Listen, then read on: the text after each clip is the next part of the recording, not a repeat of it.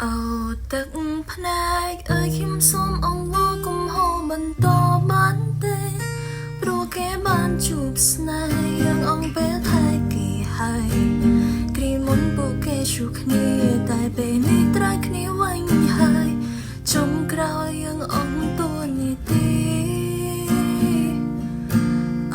ទឹកភ្នែកអើយខ្ញុំសូមអង្វរកុំហូរទៀតបានទេយ៉ាងមិនមែនគូស្នេហ៍ថែគេបានត្រឹមពីខ្លីកុំដកគេហូរទឹកភ្នែកគេទុកយ៉ាងត្រឹមជាប្អូនស្រីជឿចាប់ធ្វើໄວបើគ្មានអ្នកណាខ្វល់គេមិនស្រលាញ់អាកាសពិសេសសម្រាប់អ្នកដែលទស្សនាវីដេអូមួយនេះនៅមជ្ឈមណ្ឌលអប់រំ Spring កំពុងតែមានផ្ដល់ជូន Help Call 100% សម្រាប់ថ្នាក់មូលដ្ឋានគ្រឹះភាសាចិនអ្នកដែលចង់ទទួលបាននៅ Help Call មួយនេះអាចចុះឈ្មោះតាមរយៈ link ដែលមាននៅក្នុង bio របស់ Peak Spring Entertainment ឬក៏តាក់ទងទៅតាមលេខទូរស័ព្ទដែលបានដាក់នៅលើ screen នេះផងដែររួចរាល់ឡើងព្រោះចំនួនមានកំណត់ណា